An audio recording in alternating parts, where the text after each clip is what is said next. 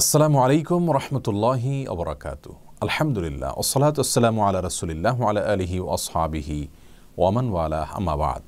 সুপ্রিয় দর্শক শ্রোতা ভাই বোন, মুহররম মাসকে ঘিরে যে সমস্ত ভুল বিশ্বাস এবং কুসংস্কার আমাদের সমাজে প্রচলিত আছে তার মধ্যে থেকে একটি কুসংস্কার হলো মুহররম মাসে কোনো বিবাহ শাদী করা যাবে না। অথচ মুহররম মাসে কোনো বিবাহ শাদী করা যাবে না এরকম কোনো কথা কোরআন অথবা হাদিসের কোথাও আমরা পাইনি। মূলত মুহররম মাসটি সম্মানিত মাসসমূহের মধ্যে থেকে একটি মাস। আল্লাহ রাব্বুল আলামিন কোরআনে কারিমে বছরের 12 মাসের মধ্যে থেকে যে 4টি মাসকে বিশেষ মর্যাদাপূর্ণ মাস ঘোষণা করেছেন তার মধ্যে থেকে একটি মাস হলো মুহররম মাস। সম্মানিত মাস হিসেবে এ মাসে অন্য যে কোনো ভালো কাজ, সাধারণ ভালো কাজগুলো বেশি থেকে বেশি করে আমাদের করা উচিত, যেহেতু আল্লাহ রাব্বুল আলামিন এই মাসকে সম্মান দিয়েছেন।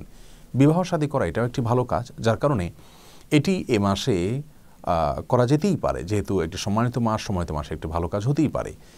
যে ভুল বিশ্বাস থেকে এই কুসংস্কারটি আমাদের সমাজে প্রচলিত হয়েছে তা হলো মনে করা হয় মুহররম মাস একটি অপয়া মাস, এই সময়টি খুব খারাপ সময়, যার কারণে এই সময় বিবাহ শাদী করা উচিত নয়। এটা শোকের মাস, যার কারণে শোকের মাসে বিবাহ শাদী করা উচিত নয়। সেই ধারণাটাও আসলে সঠিক নয়। তার কারণ হলো মুহররম মাসে একটি মর্মান্তিক ঘটনা ঘটেছে। রাসূল করিম সাল্লাল্লাহু আলাইহি ওয়াসাল্লামের প্রিয় দৌহিত্র এবং আহলে বাইতের অন্যতম সদস্য হুসাইন রাদিয়াল্লাহু তাআলা আনহুর মর্মান্তিক শাহাদাতের যে ঘটনা ঘটেছে এই মাসে, সেই ঘটনার কারণে এই মাসটি অপয়া হয়ে যায়নি। কারণ সময় ইসলামের দৃষ্টিতে কখনো অপয়া হয় না, কোনো সময় মন্দ হতে পারে না, বরং সকল সময়ের সৃষ্টিকর্তা আল্লাহ রাব্বুল আলামিন, যার কারণে এই মাসটিকে অপয়া মাস বলার কোনো কারণ নেই।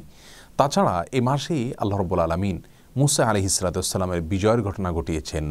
রাসূল করিম সাল্লাল্লাহু আলাইহি সাল্লাম সেই ঘটনাকে উল্লেখ করে তার উপরে ভিত্তি করে আমাদেরকে সিয়াম সাধনা করতে বলেছেন। মুসা আলাইহিস সালামের বিজয়, তার মুক্তি, বনী ইসরাইলের মুক্তির বিষয়টাকে নবী আলাইহিস সালাম ভালোভাবে ইতিবাচকভাবে দেখে তার জন্য শুকরিয়া আদায় করেছেন এ মাসে, যার কারণে এটিকে অপয়া মাস হিসেবে আখ্যায়িত করা সম্পূর্ণ ভুল একটি বিশ্বাস। আমাদেরকে ভুল বিশ্বাস থেকে সরে আসতে হবে। অন্য সময় যেরকম বিবাহ শাদী করাতে কোনো অসুবিধা নেই, মুহররম মাসে অথবা বছরের অন্য এমন কোনো মাস বা সময় নেই যে সময়টাতে বিবাহ শাদী করার ব্যাপারে ইসলামী শরীয়তের কোনো প্রকার বিধিনিষেধ আরোপ করা আছে। আল্লাহ তাআলা আমাদেরকে সমস্ত কুসংস্কার থেকে বেঁচে থাকার তৌফিক দান করুন, ভুল বিশ্বাসগুলোকে সংশোধন করার তৌফিক দান করুন। আসসালামু আলাইকুম রহমতুল্লাহি ওয়া বারাকাতুহু।